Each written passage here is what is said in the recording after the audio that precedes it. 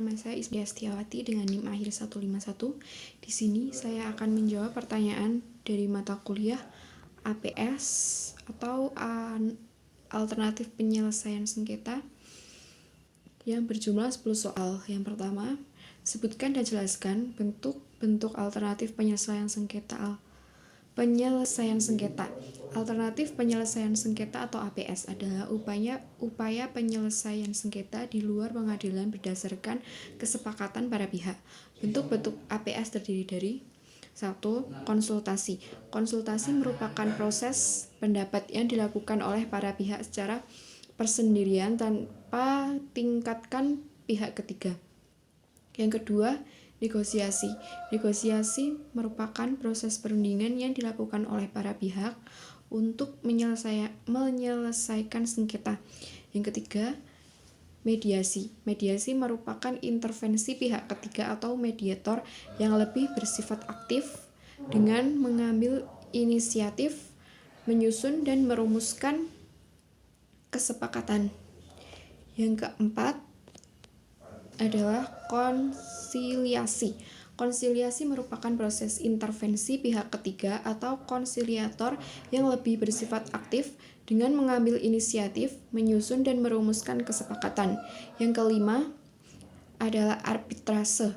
Arbitrase merupakan cara penyelesaian suatu sengketa perdata di luar pengadilan yang didasarkan pada perjanjian arbitrase yang dibuat secara resmi. APS dikelompokkan menjadi penyelesaian sengketa yang dilakukan para pihak dan penyelesaian sengketa yang melibatkan pihak ketiga. Pihak ketiga dapat berwenang mengambil keputusan atau tidak seperti mediator atau arbiter. Kemudian soal yang kedua, jelaskan perbedaan mekanisme penyelesaian sengketa secara ligitasi dan non-ligitasi. Penyelesaian sengketa secara ligitasi dan non-ligitasi terletak pada tempat dan cara penyelesaian. Ligitasi merupakan proses penyelesaian sengketa melalui pengadilan yang dilakukan dalam persidangan. Proses ligitasi melibatkan pihak ketiga atau hakim yang akan mengambil keputusan tentang sengketa tersebut. Kesepakatan di dalam proses ligitasi akan diteruskan oleh hukum dan diteruskan oleh hakim. Non-ligitasi merupakan proses penyelesaian sengketa di luar pengadilan yang dilakukan di luar persidangan. Terdapat bentuk penyelesaian sengketa non-ligitasi seperti konsultasi, negosiasi, mediasi, konsiliasi, dan arbitrase. Dalam proses non-ligitasi, para pihak akan berusaha menemukan kesepakatan yang dapat diterima oleh semua pihak. Kesepakatan di dalam proses non-ligitasi akan diteruskan ke pengadilan untuk ditetapkan dalam proses bentuk akta perdamaian. Perbedaan lainnya antara ligitasi dan non-ligitasi adalah pada dasarnya ligitasi merupakan proses yang lebih formal dan teratur, sedangkan non-ligitasi lebih fleksibel dan dapat lebih efektif dalam menyelesaikan sengketa, terutama jika para pihak memiliki kesepakatan yang dapat diterima. Yang ketiga, jelaskan tahapan dan tata cara mediasi. Tahapan mediasi adalah proses penyelesaian sengketa melalui proses perundingan dan bantuan mediator. Tahapan mediasi terdiri dari 1. Memulai proses mediasi. Hakim mengajak para pihak untuk melihat kemungkinan penyelesaian melalui mediasi. Kedua, merumuskan masalah dan menyusun agenda. Para pihak dan mediator mengidentifikasi topik-topik umum permasalahan, menyepakati subtopik permasalahan yang akan dibahas, dan menentukan urutan subtopik yang akan dibahas dalam proses perundingan. 3. Mengungkapkan kepentingan tersembunyi. Para pihak dan mediator menjelaskan kepentingan tersembunyi yang mungkin mempengaruhi sengketa. Keempat, membangkitkan pilihan penyelesaian sengketa. Para pihak dan mediator mencoba untuk menemukan alternatif penyelesaian sengketa yang dapat diterima oleh semua pihak. Yang kelima, menentukan kesepakatan dan prosedur pelaksanaan. Para pihak dan mediator menyusun kesepakatan dan prosedur pelaksanaan kesepakatan mengacu pada langkah yang akan dilakukan para pihak untuk melaksanakan kesepakatan dan mengakhiri sengketa. Tata cara mediasi adalah prosedur yang diterapkan dalam mediasi yang diterangkan dalam Peraturan Mahkamah Agung Republik Indonesia Nomor 01 Tahun 2008 tentang tata cara mediasi. Tata cara mediasi meliputi perkara umum, jenis perkara yang dimediasi, tempat penyelenggaraan mediasi, dan lain-lain. Yang keempat, jelaskan mekanisme penyelesaian sengketa melalui negosiasi. Mekanisme penyelesaian sengketa melalui negosiasi adalah salah satu cara penyelesaian sengketa perdata yang dilakukan melalui alternatif penyelesaian sengketa atau APS. Negosiasi adalah proses perundingan yang dilakukan oleh para pihak untuk menyelesaikan sengketa. Mekanisme ini didasarkan pada kesepakatan dari kedua belah pihak tanpa melibatkan pihak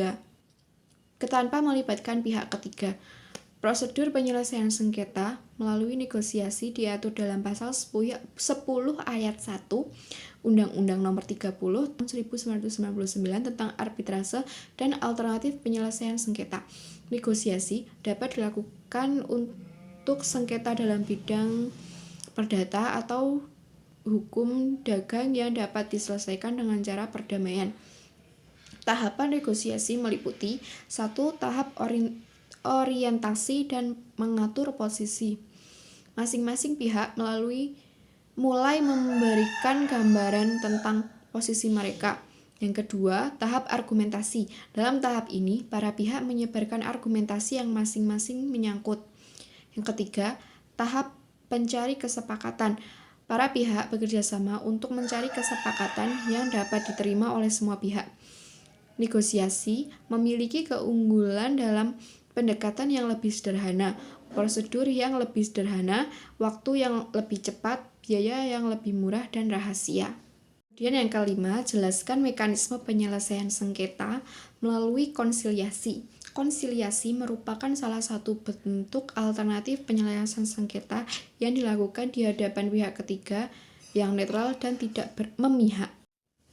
Proses konsiliasi dilakukan dengan bantuan pihak ketiga atau konsiliator yang akan membantu kedua belah pihak dalam mencari kesepakatan. Tahapan konsiliasi meliputi 1. Penyerahan sengketa. Konsiliator menerima sengketa dari kedua belah pihak. 2. Mendengarkan keterangan lisan. Konsiliator mendengarkan keterangan dari kedua belah pihak. Ketiga, menyerahkan laporan. Setelah mendengarkan keterangan, konsiliator akan menyerahkan laporan kepada kedua belah pihak yang disertai dengan kesimpulan dan usulan penyelesaian sengketa. Konsiliasi memiliki hukum acara yang lebih formal dibanding mediasi. Dalam konsiliasi ada beberapa tahap yang harus dilalui seperti penyerahan sengketa kepada komisi konsiliasi. Komisi mendengarkan keterangan lisan para pihak dan berdasarkan fakta-fakta yang diberikan oleh para pihak secara lisan tersebut, Komisi Konsiliasi akan menyerahkan laporan kepada para pihak disertai dengan kesimpulan dan usulan penyelesaian sengketa. Soal yang keenam adalah jelaskan latar belakang munculnya Perma nomor 1 tahun 2016. Perma nomor 1 tahun 2016 adalah singkatan dari Peraturan Mahkamah Agung nomor 1 tahun 2016. Peraturan ini dikeluarkan oleh Mahkamah Agung Republik Indonesia.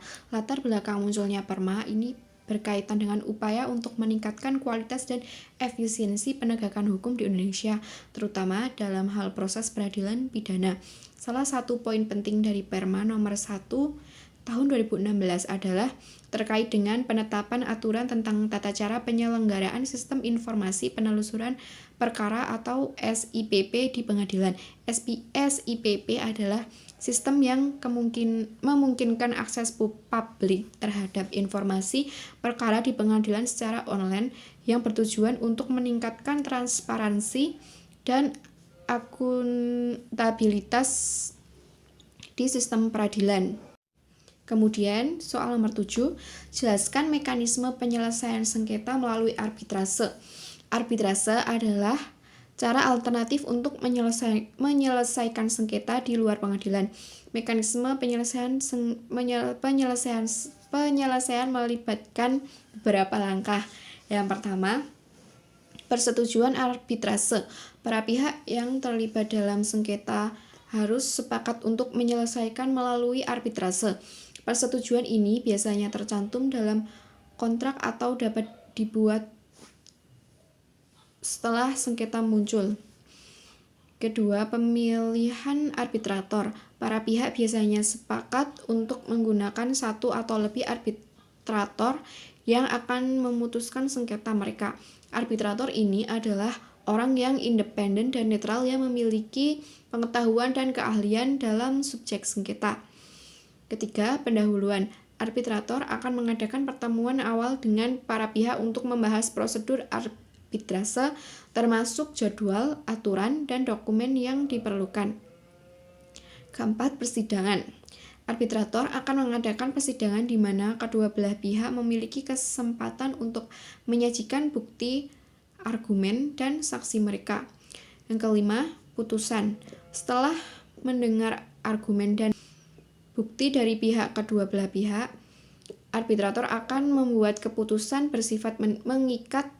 Putusan ini biasanya dikenal dengan award dan dapat berupa penghargaan, uang, atau pengaturan lainnya untuk penyelesaian sengketa.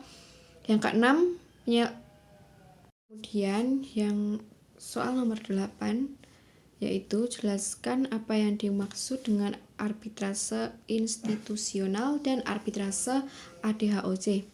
Arbitrase institusional dan arbitrase ADHOC adalah dua pendekatan yang berbeda dalam penyelesaian sengketa melalui arbitrase. Arbitrase institusional adalah arbitrase yang melibatkan penggunaan badan arbitrase yang sudah ada seperti badan arbitrase nasional atau internasional. Badan arbitrase ini memiliki aturan dan prosedur standar untuk mengatur proses arbitrase.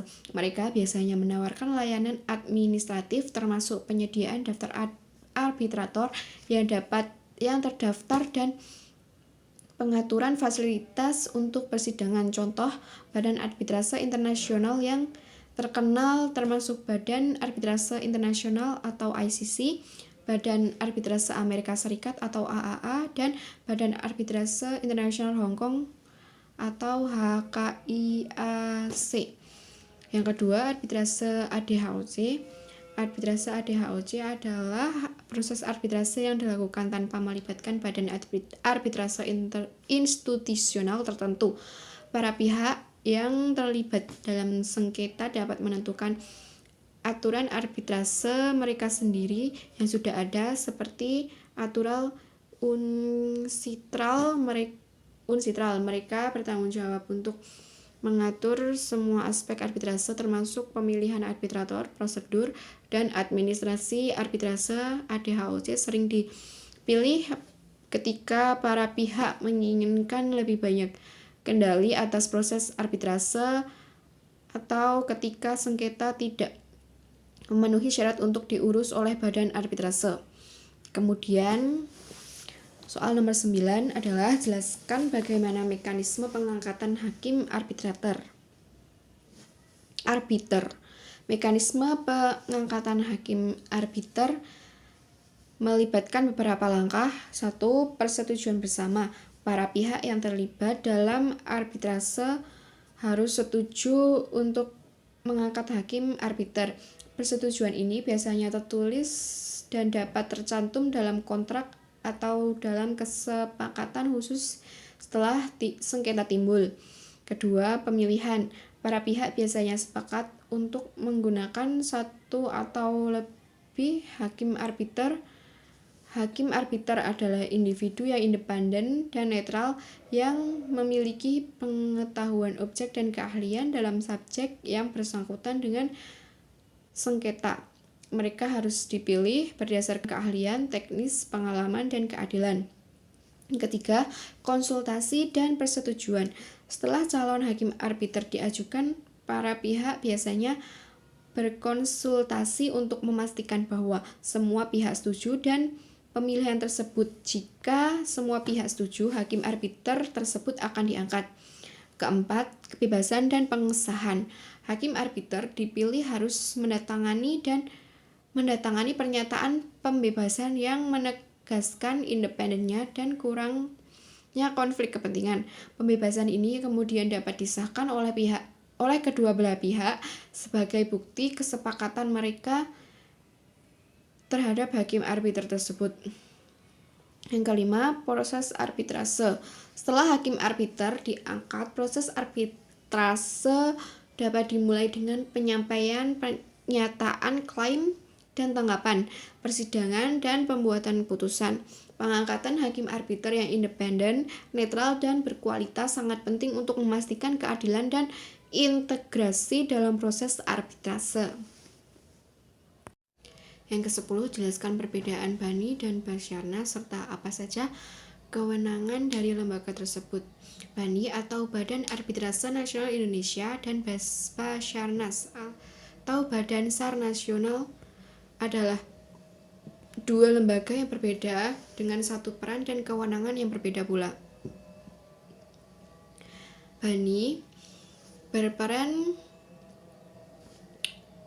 Bani adalah lembaga arbitrase yang bertugas menyelesaikan sengketa melalui proses arbitrase di Indonesia. Kewenangan Bani memiliki untuk menyelesaikan sengketa yang terjadi di dalam maupun di luar negeri, asalkan sengketa tersebut disepakati oleh para pihak untuk diselesaikan melalui arbitrase Bani. Bani memiliki aturan dan prosedur tersendiri yang mengatur proses arbitrase termasuk pengangkatan arbitrator, penjadwalan persidangan, dan penyelesaian sengketa. Peran utama Bani adalah membantu memfasilitasi penyelesaian sengketa secara independen dan netral dengan memberikan platform untuk para pihak yang terlibat dalam sengketa. Kemudian Basarnas atau Badan SAR Nasional berperan untuk mengkoordinasikan dan menyelenggarakan operasi pencarian dan penyelamatan atau Search and Rescue atau SAR di Indonesia. Kewenangan Basarnas adalah untuk mengkoordinasikan operasi SAR di seluruh wilayah Indonesia, baik di darat, laut, maupun udara. Proses bekerja sama dengan berbagai lembaga dan instansi terkait untuk penyelenggaraan operasi SAR termasuk TNI, Polri, Basarnas di daerah, dan pihak swasta. Basarnas bertanggung jawab untuk merespon keadaan darurat dan menyelamatkan korban dalam situasi kecelakaan atau bencana di laut, udara, dan darat di seluruh wilayah Indonesia.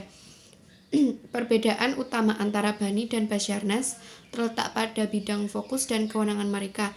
Bani berfokus pada penyelesaian sengketa melalui arbitrase, sedangkan Basarnas berfokus pada penyelenggaraan operasi SAR dalam situasi keadaan darurat di seluruh Indonesia. Sekian jawaban dari saya. Wassalamualaikum warahmatullahi wabarakatuh.